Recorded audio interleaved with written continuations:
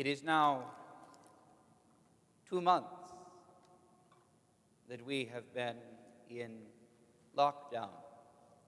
2 months that the normal rhythms of our life have been overturned. 2 months that we have been without the faithful in the church, and that the faithful, all of you, have been without the comfort, the structure, the order of the church in your lives. We are accustomed as Orthodox Christians, we are accustomed as human beings to certain seasons of our life, to the semesters for those who are in school, to the school year itself, the summer, the fall back-to-school rush, the fall break, the winter break for Christmas, the return in January, the spring break, maybe the Easter break as well, and then the final rush towards the end of school with graduations coming.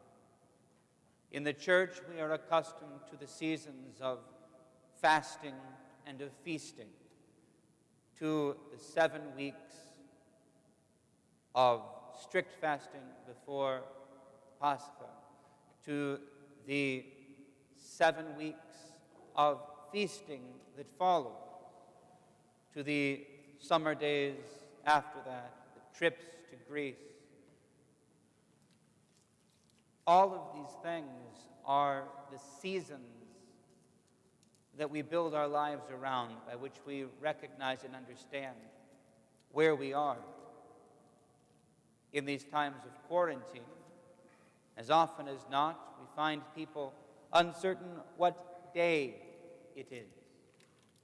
For without the reminders, the structures of going to and from work and school and the other activities, what is there to distinguish a Monday from a Wednesday, from a Thursday, from a Saturday, or even from a Sunday?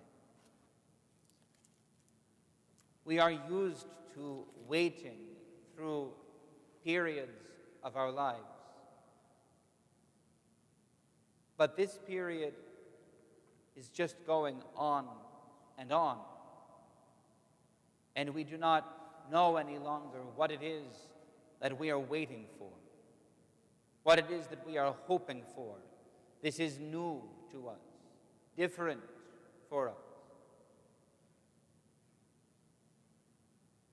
In the gospel today, the Lord stands up in the middle of the feast at this time of year, between Passover and Pentecost, between these two great pilgrimage feasts of the Jews.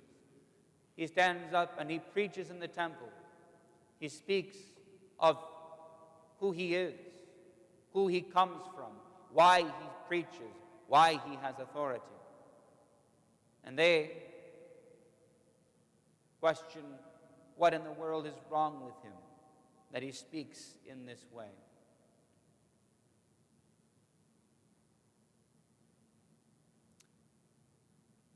He reminds them of simple and straightforward truths.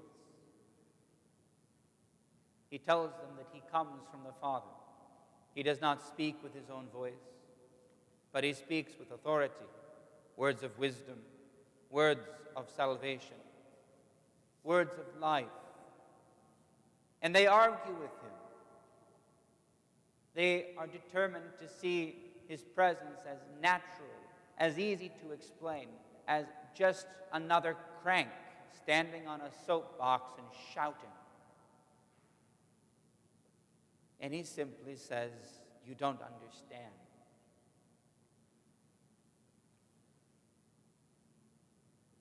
We are in the midst of a period of waiting that we don't understand. And we seek diligently and eagerly to find some meaning, some structure, some boundaries and parameters for it. We look forward to when the lockdown is lifted and we can go back to normal. And yet we know that normal is not likely to come. It will not be as it was, not immediately, maybe not for many weeks or even months. We are waiting for the return of what we think is important. What I would urge is that instead we change the direction of our hope and anticipation. Without structure, without certainty, it is easy simply to wait and hope that maybe things will be back to normal in June or July or August, as we have hoped that things will be back to normal in April or in May. But if we can instead begin to wait on the Lord, if we can accept that the particular nature of this time of waiting is precisely that it is open-ended, that there is no guarantee, no certainty granted to us.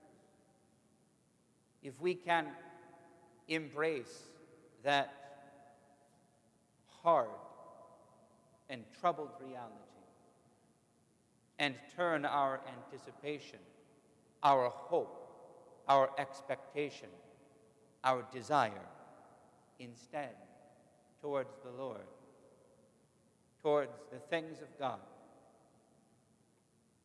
then we will be able to see that even in this strangest Pentecost of all, the Lord is with us. Then we will be able to see that His comfort, His strength, His presence overshadows us and sustains us. Then we will find not that we somehow have a clear vision of when lockdown will end, when the pandemic will be over, but that we are able to endure whatever comes because God is with us. It is these words that we comforted ourselves with in the course of Great Lent. It is this message that we proclaimed with joy in an empty church, yes, but through the technology proclaimed to all the world that Christ is risen and God is with us. We proclaim it. Sometimes we do not believe it. In these days, at the midpoint of the feast, in the midst of the wilderness, becalmed on the ocean, we are called to remember God is with us and to turn our hearts and our yearning towards Him, even as we wait for whatever may come. If we learn to wait on the Lord, our strength will be renewed. In this mind and heart, please stand, and we will continue the divine liturgy.